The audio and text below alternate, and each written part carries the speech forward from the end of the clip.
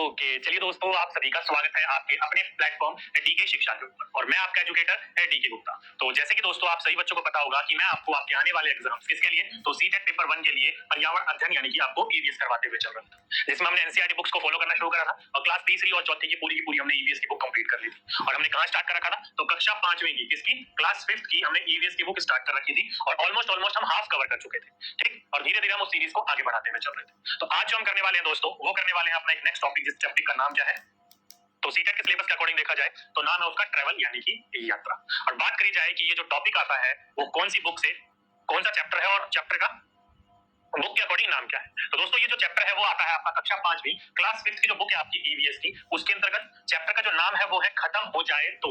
अब खत्म क्या हो जाएगा, नेचुरल रिसोर्सेज जो हमारे वो खत्म हो जाएंगे तो क्या होगा, ये इस चैप्टर का नाम है। ओके, तो इस चैप्टर को आज हम जो है अच्छी तरीके से डिटेल में पढ़ने की कोशिश करेंगे और साथ ही साथ में आपके एग्जाम से यहाँ पर किस तरीके से क्वेश्चन बन सकते हैं या बन चुके हैं उनको भी बात करते हुए चलेंगे। ठीक है, तो फिर और देरी ना करते हुए आज के अपने टॉपिक को शुरू करते हैं। तो सभी के सही बच्चे अपनी नोटबुक निकाल लीजिए, आज की डेट डाल लीजिए और लिख लीजिए आज का अपना टॉपिक ट्रैवल यानी कि यात्रा। ये आपका चैप्टर नेम है सीटेट के सिलेबस के अकॉर्डिंग। ठीक है, उलझिए मत, काफी बार बोल चुका हूं आपको, नाम के पीछे बस जो दिया हुआ कंटेंट वो मेन है हमारे सभी बच्चों के लिए, हम सभी के लिए। ठीक, तो दोस्तों ये चैप्टर शुरू होता है बस का सफर। आप सही बच्चों को पता होगा, काफी बार मैंने ये चैप्टर पढ़ाया भी है कि कुछ बच्चों को है ना उनके घर वाले घुमाने के लिए ले जा रहे हैं। कहां ले जा रहे हैं, तो पास में ही एक जगह है वहां पर घुमाने के लिए ले जा रहे हैं। ठीक है, तो उन्हीं के बारे में यहाँ पर चर्चा करी गई है। क्या करी गई है, वही उन्हीं के बारे में चर्चा करी गई है। क्या है चर्चा, देखिए आज हम अहमदाबाद से लगभग 18 किलोमीटर दूर, क्या बोला गया है कि today we are going on a school trip. क्या बोला गया है, स्कूल ट्रिप पर ले जाया जा रहा है इनको। कहां पर, तो वो है आपका अडालाज स्टेप वॉल यानी कि क्या है, अडालाज की बावड़ी को देखने जा रहे हैं। ठीक है, जो कि क्या है, तो वहां पर वो बच्चे जो है बस के अंतर्गत से सभी आती जाती गाड़ियों को गिन रहे थे। जैसे कि आप ये नीचे इमेज में देख रहे हो, ये बच्चों की बस है और इन्हीं बसों से बच्चे जो है आते जाते गाड़ियों को वो देख रहे हैं। ये जो बच्चे हैं वो कहां जा रहे हैं दोस्तों, तो ये जा रहे हैं अहमदाबाद। कहां से, अहमदाबाद से 18 किलोमीटर दूर। कहां से, अहमदाबाद से 18 किलोमीटर दूर जो है एक जगह है, क्या नाम है उसका, तो अडालाज की बावड़ी, जिसे अडालाज की स्टेप वॉल भी कहा जाता है। और यही जो है वो गांधी नगर से, कहां से, गांधी नगर से लगभग 5 किलोमीटर दूर है। दोनों में से दोस्तों कुछ भी पूछा जाए तो आपको पता होना चाहिए। ये अहमदाबाद से जो गुजरात का ही इलाका है वहां से 18 किलोमीटर एक जगह है दूर, क्या नाम है गांव का, तो अडालाज गांव नाम है उस गांव का नाम। ठीक है, और गांधीनगर से 5 किलोमीटर दूर, तो वहां पर एक बावड़ी बनाई गई है, एक सीढ़ीदार कुआं बनाया गया। आप सभी बच्चों को पता है कि पुराने समय में जो बारिश का पानी था उसको इकट्ठा करने के लिए जो हमारे पुराने राजा शासक वगैरह हुआ करते थे, वो अलग अलग प्रकार के कुएं बनवाए जाते थे बारिश की पानी को इकट्ठा करने के लिए और पानी की कमी को दूर करने के लिए। तो इसी में जो थे गांधीनगर यानी कि जो उस समय गुजरात का जो इलाका पड़ता था, जो कि आज अडालाज गांव है, वहां पर वहां के जो राजा थे उस समय वो थे क्या, तो उनका नाम था दोस्तों वीर सिंह। क्या नाम था उनका, यहाँ के जो राजा थे, नाम था उन राजा का, राजा वीर सिंह। क्या नाम था उनका, राजा वीर सिंह। राजा वीर सिंह ने इस कुएं को बनाने का सपना देखा था और अपनी प्रजा का पानी की समस्याओं का दूर करने का उन्होंने रास्ता ढूंढा। लेकिन दोस्तों उस समय जब इन्होंने बनाने की कोशिश करी तो उस समय वहां पर पास के ही पड़ोसी मुसलमान राज्यों ने, जो मुस्लिम कंट्रोल जो शासक वहां पर था, उसने यहाँ पर इनके ऊपर आक्रमण कर दिया और आक्रमण करने के बाद इनकी क्या कर दी गई, हत्या कर दी गई, मृत्यु हो गई। और आप सभी को पता होगा कि उस समय पर जब किसी राजा की मृत्यु जाया करती थी राजपूतों में, तो वो जो महिलाएं थी, उनकी जो पत्नी थी, वो क्या ले रही थी, तो वो अग्नि में अपने आप को सती यानी कि एक तरीके से जला लिया करती थी। लेकिन जैसे ही इनकी वाइफ, जिनका नाम क्या था, रुदा देवी, नाम था क्या रानी का, तो रानी रुदा देवी। रानी का क्या नाम था, तो रानी रुदा देवी थी। इन्होंने जैसे ही अपने आप को आग में झोंकने की कोशिश करी तो जो मुस्लिम शासक ने जिसने आक्रमण करा था ना, उसने इसे रोक लिया और कहा कि आपसे मैं विवाह करना चाहता हूं। तो रुदा देवी जो है ये उस समय के लिए इन्होंने हाँ कर दिया, लेकिन इन्होंने कहा कि जो मेरे पति थे उन्होंने एक सपना देखा था अपने प्रजा के पानी की समस्या को दूर करने के लिए, तो पहले आपको ये बावड़ी बनवानी होगी जिसे कहा जाता है अडालाज की बावड़ी। तो उस मुस्लिम शासक ने कहा ठीक है मैं बनवा दूंगा, कोई बात नहीं। तो लगभग जो है 1499 में जाकर, कब, 1499 में जाकर ये पूरी की पूरी कंप्लीट हो गई। और रुदा देवी जब इसे देखने के लिए गई, किसको, स्टेप वॉल को जब ये देखने के लिए गई, तो रुदा देवी ने उसी स्टेप वॉल में कूद कर अपनी जान दे दी। क्या कर दी, कूद के इन्होंने अपनी जान दे दी। तो इस तरीके से इन्होंने अपने आप को सती दिया और साथ ही साथ में अपना कुआं भी बनवा लिया उन्होंने, और वो एक तरीके से बोल सकते हो कि उन्होंने छल दिया, एक तरीके से अपनी जान भी बचाई उन्होंने जान देकर। ठीक है, तो इस तरह की पूरी कहानी थी। तो पूछा जाएगा तो गुजरात में कौन सी बावड़ी है, तो अडालाज की बावड़ी है, जो कि अहमदाबाद से 18 किलोमीटर दूर है और गांधीनगर से 5 किलोमीटर दूर। किसके द्वारा बनवाई गई थी, तो नींव रखी गई थी राजा वीर सिंह के द्वारा, लेकिन इसको कंप्लीट करवाया देवी के, बोल सकते हो, नेतृत्व में। ठीक है, तो ये पूरी कहानी थी इससे रिलेटेड। अगर एग्जाम में कहीं से भी कोई क्वेश्चन बनेगा तो आपको पता होना चाहिए इन चीजों के बारे में। ठीक है, सही बच्चे समझ गए। तो यहाँ से बच्चे जा रहे थे बस से इस चीज को देखने के लिए और आती जाती गाड़ियों को वो देखते हुए जा रहे थे, गिनते हुए जा रहे थे। ठीक, आगे चलते हैं। आगे चले तो लिखा हुआ शिक्षक संकेत। क्या लिखा है शिक्षक संकेत? कि आपके इलाके के आसपास के हाईवे यानी कि राजमार्ग के उदाहरण देकर इस बारे में बच्चों से समझ बनाई जा सकती है कि वाहनों से होने वाले शोर और धुएं के प्रभाव पर चर्चा, बच्चों के अनुभव सुनकर कक्षा में सड़क पर चलने के नियमों पर चर्चा करवाएं। तो देखो दोस्तों, यहाँ से कुछ मिलती जुलती बातें हैं।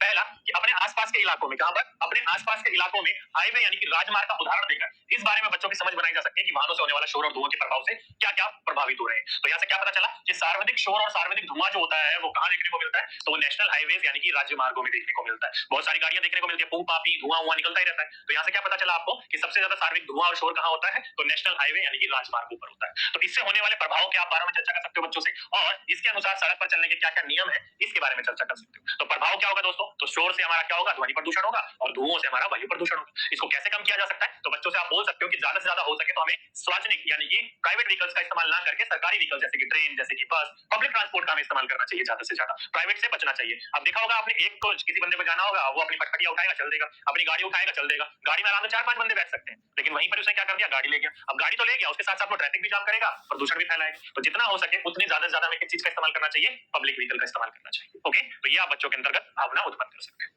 चलिए आगे चलें तो दोस्तों देखो यहाँ क्या लिखा है? जमीन से खजाना। आप सही बच्चों को पता है जमीन से अलग अलग प्रकार के खजाने निकलते हैं। क्यों? क्योंकि जब हमारे यहाँ पार्टीशन हुआ था तो बहुत लोगों ने अपना पैसा जमीन में गाड़ दिया था मट्टी में। किसी को मिला अपने इलाके में कुछ पैसा वैसा खजाना वजाना है? जब पार्टीशन हो रहा था तो बहुत लोगों ने मट्टी के अंदर पैसा जमीन में गाड़ के गए थे ना। क्यों? पुराने जमाने में बैंक तो हुआ नहीं करते थे, तो अपने आसपास में देखिए कहीं ना कहीं मिल जाएगा। ठीक है, तो जमीन से खजाना, क्या क्या खजाना निकलेगा देखिए। यह पता लगाना आसान नहीं है कि जमीन के अंदर गहराई में तेल कहाँ मौजूद है, और ये खजाना कौन सा है? तो तेल के रूप में ही खजाना है। सोना चांदी के खजाने की बात कर रहे थे क्या आप लोग? हैं? कितने लालची हैं सारे के सारे बच्चे, तुरंत सोना चांदी सोचने लगे हैं। अब अपने टॉपिक के ऊपर, तो अंदर गहराई में तेल कहाँ मौजूद है? वैज्ञानिक खास तरीकों और मशीनों से यह समझते हैं और अंदाजा लगाते हैं, फिर गहराई तक पाइप और मशीन डालकर तेल ऊपर खींचा जाता है। तो यहाँ से क्या पता चला दोस्तों कि जमीन के अंदर कितनी गहराई में तेल है? उस चीज का पता करने के लिए वैज्ञानिकों को बहुत जद्दोजहद करनी पड़ती है। अलग अलग खास तरीकों का मशीन का इस्तेमाल करते हैं, और साथ ही साथ में प्रेडिक्ट भी करते हैं, अंदाजा भी लगाते हैं कि यहाँ पर भी हो सकता है। तब जाकर कहीं मिलता है उनको क्या? तेल। तब वो वहां पर पाइपलाइन बिछाते हैं, मशीन डालकर उस तेल को जमीन के अंदर से बाहर निकालते हैं। ठीक है, जैसे कि अरब वाले देश जो है अधिकतर क्या है? तेल के कुएं वहीं पर ही है, सारा नेचुरल रिसोर्स तेल के रूप में वहीं पर ही देखने को मिलता है। ठीक है वैसे बंजर इलाका। अगला बोला गया कि निकाला गया तेल गहरे रंग का, गाढ़ा, बदबूदार होता है। इसमें घुली मिली और छिपी होती है बहुत सारी चीजें। तो यहाँ से क्या पता चला दोस्तों कि निकाला गया तेल गहरे रंग का, गाढ़ा, बदबूदार होता है। तो जो भी ये तेल जमीन से निकाला जा रहा है वो कैसा है? तो वो है दोस्तों गाढ़ा, और साथ ही साथ में बहुत गंदा स्मेल करता है, बहुत ज्यादा क्या होता है? बदबूदार होता है। इंपॉर्टेंट क्वेश्चन है, ध्यान रखिएगा। कैसा तेल निकलता है? कच्चा, तो गाढ़ा और बदबूदार। अब इस तेल के अंतर्गत दोस्तों घुली मिली होती है और छुपी होती है बहुत सारी चीजें, जैसे कि इन चीजों को अलग अलग और साफ करने के लिए कहां भेजा जाता है? तो तेल की रिफाइनरी में भेजा जाता है। कहां भेजा जाता है? तेल की रिफाइनरी में भेजा जाता है। क्या तुमने कभी रिफाइनरी के बारे में सुना है? इसी तेल से हमें मिलता है क्या? केरोसिन। तो क्या पता चला, ये जो जमीन के अंदर से तेल निकला, इसको जब रिफाइन किया जाता है, स्वच्छ किया जाता है, तो यहाँ से मिलता है हमें केरोसिन, यानी कि मिट्टी का तेल जिसे आप बोलते हो। ठीक है, दूसरा डीजल, अलग अलग वाहनों को चलाने में इस्तेमाल होता है। पेट्रोल, जो आजकल जमीन आसमान के रेट छू रहा है, वो petrol. Engine oil, engine oil भी यहीं से ही मिलता है, जो इंजन में ऑयल डाला जाता है ना वो। हवाई जहाज को चलाने के लिए जो ईंधन का, जो हवाई जहाज उड़ते हैं ना, उसको चलाने के लिए जो फ्यूल चाहिए होता है, वो भी यहीं से ही रिफाइन करके निकाला जाता है। और जानते हो एलपीजी, जिसको हम खाना बनाने के लिए रूप में इस्तेमाल करते हैं, गैस को, एलपीजी भी यहीं से ही निकलता है। एलपीजी की फुल फॉर्म क्या है? तो ये सभी के सही बच्चों के लिए क्या है हमारी तरफ से? होमवर्क। आजकल मैं आपको होमवर्क बहुत देने लगा हूं, है ना। एलपीजी आप सही बच्चों के लिए होमवर्क एग्जाम में क्वेश्चन पूछा जाएगा तो आपको पता होना चाहिए। तो एलपीजी यानी कि खाना पकाने का जो गैस होता है वो भी यहीं से मिलता है। साथ ही साथ में मोम, कोल तार और ग्रीस, ये भी चीज जो है इसी को रिफाइन करने से मिलती है। तो देख लो दोस्त, एक कच्चे तेल से जो जमीन से निकाला गया है उसको रिफाइन करने पे क्या क्या मिल रहा है? Kerosene, diesel, petrol, engine oil, हवाई जहाज का ईंधन, एलपीजी, खाना पकाने की गैस, मोम, कोल तार, ग्रीस, और साथ ही साथ में दोस्तों प्लास्टिक और पेंट को बनाने में भी हम खनिज तेल का ही इस्तेमाल करते हैं, यानी कि इन्हीं तेलों का इस्तेमाल करते हैं। ठीक है, तो पूछा जाएगा आपसे तो आपको पता होना चाहिए। तो देख सकते हो दोस्तों, इस चैप्टर का नाम क्यों रखा, यानी कि इस टॉपिक का नाम क्यों रखा? जमीन से खजाना। क्योंकि दोस्तों इन सभी चीजों को रिफाइन करने पे हमें सारी की सारी चीजें मिल रही है। और आप लोग क्या लगा के बैठे थे? सोना चांदी मिलेगा है, हर जगह सोना चांदी मिलता है। ये भी एक तरीके का हमारा खजाना है। जैसे कि पुराने समय में जो काली मिर्च होती थी उसको काला सोना कहा जाता था। क्यों? क्योंकि उस समय उसकी मांग बहुत थी, और कुछ जो हमारे पड़ोसी मुल्क थे वो मानते थे कि उसको खाने से मर्दाना ताकत बढ़ती है। ठीक है, तो वही वाली बात है, यही ये सारा का सारा जो तेल हमारे लिए क्या है? ये हमारे लिए खजाने के रूप में है। ओके, इंपॉर्टेंट बिंदु है, पूछा जाएगा आपसे तो आपको पता होना चाहिए। इंग्लिश वाले कृपया करके बच्चे नोट डाउन कर लीजिए यहाँ से, ट्रेजर फ्रॉम द अर्थ, हमारे जमीन से कहां-कहां से खजाना निकल रहा है, ये पूरी की पूरी बातें यहाँ पर लिखी गई है। ठीक, इंपॉर्टेंट समझता हूँ कि सभी बच्चों को ये बात समझ में आ गई होगी, और इंपॉर्टेंट बिंदु सभी बच्चों ने नोट डाउन भी कर लिया होगा। ठीक है, आइए आगे चलते हैं। भारत में तेल के भंडार किस किस राज्य में? तो ये आपको इंपॉर्टेंट है, पता होना चाहिए कि भारत देश में जो भंडार है तेल के वो कहां कहां है। तो पहली बात भाई, कि भारत में स्वतंत्रता प्राप्ति से पहले यानी 1947 के आसपास की बात है, स्वतंत्रता प्राप्ति के समय मात्र एक ऐसी जगह थी जो कि असम है, जो कि जहां से खनिज तेल निकाला जाता था। कब की बात है? 47 के बाद की। आजादी की प्राप्ति होते ही मात्र एक ऐसी जगह थी जहां से हमें खनिज तेल मिला करता था, जो कि असम है। क्या है? असम है। लेकिन उसके बाद गुजरात तथा बंबई हाई में खनिज तेल का क्या हुआ? उत्खनन प्रारंभ किया गया। क्या किया गया? शुरू करा गया। और भारत के 3 प्रमुख क्षेत्र ऐसे हैं जहां से खनिज तेल हमें प्राप्त किया या फिर करवाया जा रहा है, किया हम जा रहा है। ठीक है, इसमें सबसे ज्यादा महत्वपूर्ण तेल क्षेत्र जो है वो है उत्तरी पूर्वी राज्य असम और मेघालय में फैला हुआ है। क्या बोला गया? इसमें जो सबसे ज्यादा महत्वपूर्ण तेल क्षेत्र का जो भाग है वो उत्तरी पूर्व राज्य हमारा असम और दूसरा मेघालय राज्य ही है। आपका इंपॉर्टेंट बिंदु है, ध्यान रखिएगा। अब हमारे पास काफी मतलब ज्यादा तो नहीं है, लेकिन काफी है, पहले से ज्यादा है। ठीक है, तो असम तथा मेघालय राज्य जो है उत्तरी पूर्व क्षेत्र है, सबसे ज्यादा इंपॉर्टेंट हमारा तेल के रूप में। और जबकि दूसरा महत्वपूर्ण जो क्षेत्र है वो क्या है? तो गुजरात में जो खंबात की खाड़ी है, किसकी? खंबात की खाड़ी जो है उसके समीप जो क्षेत्र है, जो कि मुंबई तट से लगभग लगभग कितना दूर है? 176 किलोमीटर दूर है, अरब सागर में स्थित है, जिसका नाम क्या है? बंबई हाई। क्या नाम है? बंबई हाई। यहां से तेल का उत्खनन की दृष्टि से हमारे लिए बहुत महत्वपूर्ण है। ओके, इंपॉर्टेंट बिंदु है, ध्यान रखिएगा, पूछा जाएगा तो आपको इन चीजों के बारे में पता होना चाहिए। अब मेन बात आपको यहाँ पर यह है कि स्वतंत्रता प्राप्ति के समय हमारे पास केवल पहले असम थे, लेकिन अब हमारे पास कौन कौन सी जगह है? तो हमारे पास है अरुणाचल प्रदेश। ध्यान रखिएगा, तेल का जो पूरा का पूरा भंडारण के वितरण के रूप में देखा जाए तो अरुणाचल प्रदेश इंपॉर्टेंट है। दूसरा आंध्र प्रदेश इंपॉर्टेंट है। तीसरा असम इंपॉर्टेंट है, असम तो हमारा पहले से इंपॉर्टेंट था। चौथा गुजरात इंपॉर्टेंट है। पांचवा नागालैंड इंपॉर्टेंट है। छठा राजस्थान इंपॉर्टेंट है। सातवां तमिलनाडु इंपॉर्टेंट है और आठवां त्रिपुरा इंपॉर्टेंट है। तो ये कुछ हमारे ऐसे क्षेत्र है जहां से हमें तेल के रूप में, उत्पादन के रूप में, भंडारण के रूप में देखने को मिलता है। तो नाम सभी के सभी बच्चे याद रखेगा, अरुणाचल प्रदेश, आंध्र प्रदेश, असम, गुजरात, नागालैंड, राजस्थान, तमिलनाडु और त्रिपुरा। जैसे कि आपने अगर एग्जाम देखा होगा 2020-21 के आसपास, आपको बच्चे यहाँ पर कंफ्यूज हो गए थे राजस्थान और तमिलनाडु को लेकर। तो ध्यान रखिएगा, दोनों के दोनों क्षेत्र हमारे लिए इंपॉर्टेंट है। कई बच्चों को पता ही नहीं था तमिलनाडु भी है, तो तमिलनाडु भी हमारे लिए इंपॉर्टेंट, ध्यान रखिएगा इन बातों को। तो सारे के सारे क्षेत्र क्या हमारे तेल के संशोधन के रूप में, भंडारण के रूप में हमारे लिए बहुत इंपॉर्टेंट है। पूछा जाएगा कि तेल हमें कहां से मिलता है? हमारे भारत राज्य से, तो यहाँ से मिलता है। ठीक है, सही बच्चे समझ गए यहाँ तक? किसी बच्चों को आई थिंक यहाँ तक कोई डाउट नहीं हो किसी प्रकार का? आगे चलते हैं। आगे चले तो घर में चूल्हा कैसे जले, एक टॉपिक दिया हुआ है कि घर में चूल्हा जले तो कैसे जले। लिखा है कि दुर्गा हरियाणा के एक गांव में रहती है। दुर्गा को कई महीनों से खांसी है। सीली यानी कि गीली, हल्की हल्की गीली लकड़ी, वो जो सीली हुई लकड़ियां होती है उसको जलाने से धुआं भी बहुत होता है, लेकिन दुर्गा के पास कोई और चारा भी तो नहीं है। क्यों? जब खाना जुटाने के पैसे ही ना हो तो उसे पकाने के लिए पैसे कहां से लाएं? ये दोस्तों वही वाली बात है, उज्ज्वला योजना के द्वारा सभी को सिलेंडर तो दे दिया गया, लेकिन सिलेंडर की कीमतें इतनी ज्यादा बढ़ा दी गई है कि दोबारा सिलेंडर भरवाने को जो किसान है, जो गरीब तबके का परिवार है, जो गांव घर में लोग रहते हैं, वो भराने की हिम्मत ही नहीं कर पा रहे हैं। क्यों? क्योंकि उनकी सीधी सीधी सी बात है, जब खाना खाने का उसका ही पैसा नहीं जुटा पा रहे हैं तो खाना बनाने के लिए कहां से पैसे जुटाएं?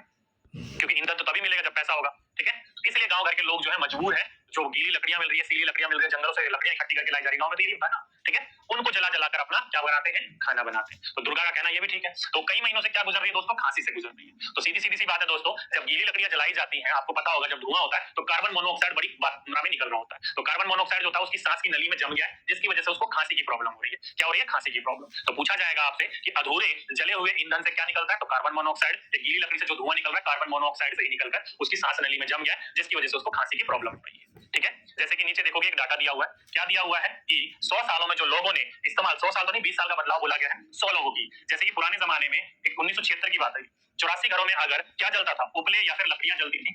10 घर में केवल एलपीजी था, 5 घर में कोयला और 1 घर में केवल बिजली थी।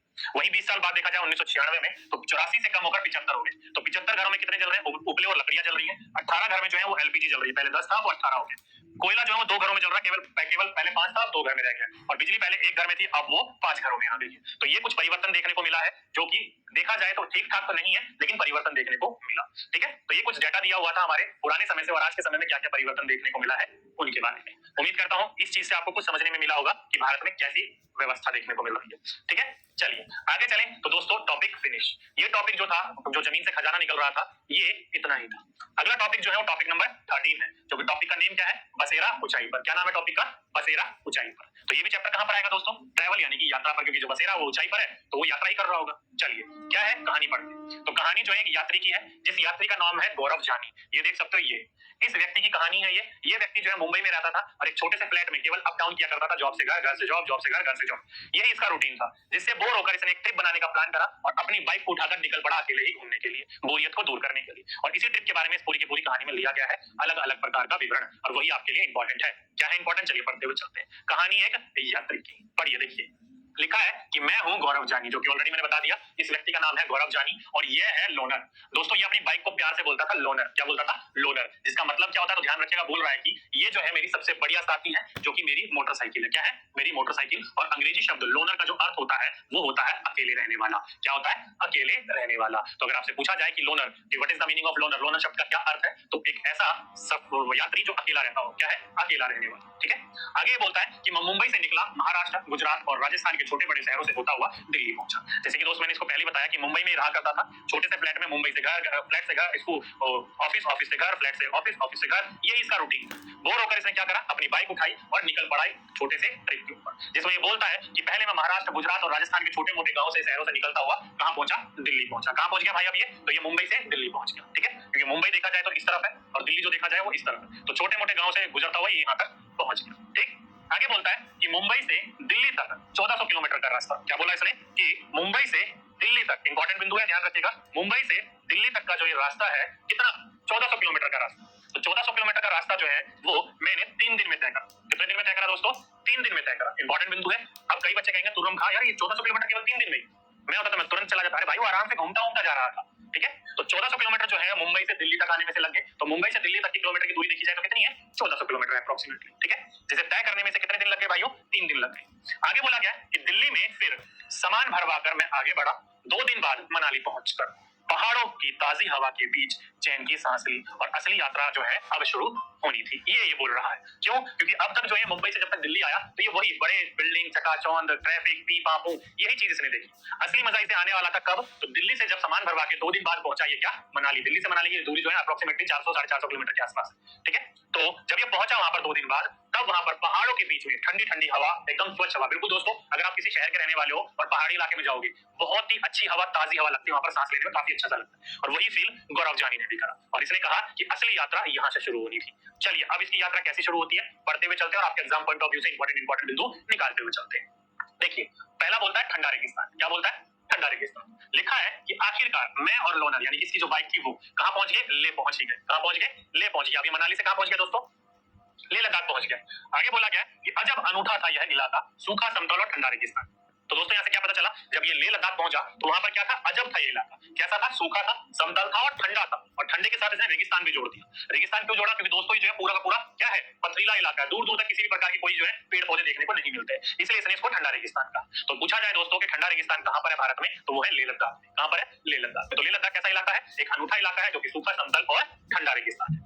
आगे बोला कि लद्दाख में बहुत ही कम बारिश होती है। थोड़ा आगे बढ़ा तो कुछ बच्चे झूले झूले यानी स्वागत स्वागत चिल्लाते हुए मेरे पीछा करने लगे। देखो क्या बोला गया? झूले झूले का मतलब जो होता है लद्दाख के इलाके के अंदर जो भाषा इस्तेमाल करी जाती है उसका मतलब होता है स्वागत स्वागत, जो कि वहां के बच्चे इसके पीछे भागने लगे। यहाँ पर इसने एक और बात बोली कि लद्दाख में बहुत कम बारिश होती है। आप सही बच्चों को पता होगा दोस्तों, लद्दाख जो है एक ऐसा इलाका है जो कि हिमालय की वृष्ट छाया में, पूरी की पूरी हिमालय रेंज वहीं से गुजर रही है, लेह लद्दाख होते हुए, जम्मू कश्मीर से होते हुए। ठीक है, तो इस वजह से जो यहाँ से बादल जाते हैं वो बादल उस पार नहीं जा पाते हैं, जिस वजह से वहां पर जो है बारिश जो है बहुत कम देखने को मिलती है, वहां से टकराकर लौट आते हैं। ठीक है, तो इस वजह से हिमालय की वृक्ष छाया में होने की वजह से लेह लद्दाख में जो है वर्षा जो है बहुत कम देखने को मिलती है। ठीक है, तो पूछा जाएगा कि लेह लद्दाख जो है या ठंडा रेगिस्तान जो है वो मानसून से प्रभावित नहीं होता, मतलब बारिश वगैरह नहीं होती। क्यों नहीं होती? क्योंकि ये हिमालय की वृक्ष छाया में, जिसकी वजह से जो पूरे बादल होते हैं वो वहां तक जा नहीं पाते और टकराकर उससे पहले ही लौट जाते हैं। इस वजह से लेह लद्दाख जो है वहां पर बारिश जो है वो बहुत कम देखने को मिलती है। ठीक, चलिए आगे बढ़ा तो उसको कुछ बच्चे घेर कर बोलने लगे झूले झूले यानी कि स्वागत है स्वागत है। चलिए आगे बढ़ते हैं। आगे बोला ताशी के घर पर। तो देखो दोस्तों, ताशी का जोर चला। ये जो बच्चे हैं इसमें एक ताशी नाम का बच्चा था जिसका जोर चला और वह मुझे यानी कि गौरव जानी को खींचकर अपने घर ले गया। उसका घर 2 मंजिल का था। कितने मंजिल का घर था दोस्तों लेह लद्दाख में? 2 मंजिल का था। किस चीज से बना था? तो पत्थरों को काटकर एक के ऊपर एक रखकर बना था। उन पर मिट्टी और चूने की पुताई की हुई थी। देखो दोस्तों क्या पता चला लेह लद्दाख के मकान के बारे में? 2 मंजिल का मकान था जिसमें पत्थरों को काटकर एक के ऊपर एक रखकर बनाया गया था और साथ ही साथ में उन पर मिट्टी और चूने की पुताई करी गई थी। किसकी? मिट्टी और चूने की पुताई करी गई थी। ठीक, आगे बोला गया कि हर तरफ घास फूस पड़ी थी। जब वो घर में गया तो उसने देखा हर तरफ घास फूस पड़ी हुई थी। ताशी मुझे लकड़ी की सीढ़ियों से पहली मंजिल पर ले गया। जैसे कि ये घर देख रहे हो, ये लेह लद्दाख के घरों की विशेषता है। तो ताशी जो है उसको घर के अंदर ले जाकर सीढ़ियों की मदद से पहली मंजिल पर ले गया। उसने बताया कि वह और उनका परिवार ऊपर की मंजिल पर रहते थे, नीचे की मंजिल पर जानवरों के रहने की जगह थी और जरूरत का सामान इकट्ठा करके रखते थे। तो यहाँ से क्या पता चला दोस्तों? एक तो घर कैसे बना है? पत्थरों को काटकर एक के ऊपर एक रखकर मिट्टी और चूने की दीवार बनी हुई थी। दूसरा, यहाँ पर क्या है? मिट्टी और चूने की दीवार बनाने के साथ साथ साथ जैसे वो घर के अंदर घुसा तो घर के अंदर क्या पड़ी हुई थी, घास फूसी पड़ी हुई थी हर जगह। ठीक है, लकड़ी की सीढ़ियों की मदद से पहली मंजिल पर गया और पहली मंजिल पर जाने के बाद ताशी ने इसे बताया कि ये और इसका पूरा परिवार जो है पहली मंजिल पर रहता है, और जो नीचे वाली मंजिल है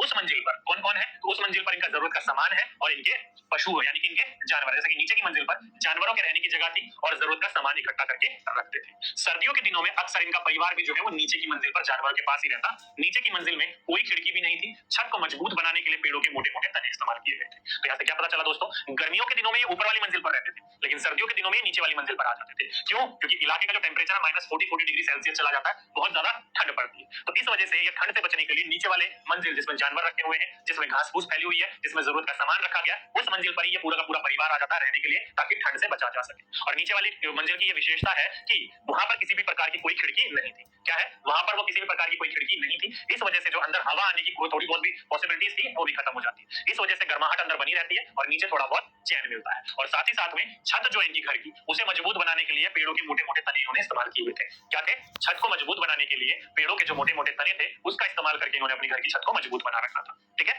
तो ये कुछ विशेषता बताई गई थी लेह लद्दाख के मकानों के बारे में। इंपॉर्टेंट है, ध्यान रखिएगा। अभी और भी इंपॉर्टेंट बिंदु निकलेंगे। चलिए, फिर ताशी मुझे घर की छत पर ले गया। देखो दोस्तों, अभी क्या पता चला, ताशी की जो घर था उसकी जो छत थी वो मोटे मोटे लट्टों से बनी हुई थी, तनों से बनी हुई थी, मजबूत बनी हुई थी। तो ताशी जो है इसको अपने घर की छत पर ले गया। आसपास का नजारा जो था वो देखते ही बनता था। सभी घरों की छत पर जो है वो कैसी थी, सभी घरों की छतें जो थी वो समतल थी। समतल मतलब फ्लैट थी। क्या थी? बिल्कुल सीधी फ्लैट थी। कहीं लाल मिर्च सूखने के लिए फैली थी तो कहीं सीताफल तो कहीं मक्का। अब देखो दोस्तों, ऐसा इन्होंने क्यों कर रखा? जब ताशी से पूछा गया तो ताशी ने बताया कि छत जो है उनके घर का सबसे महत्वपूर्ण हिस्सा है। यह जो है यहाँ पर गर्मियों की तेज धूप, किसमें?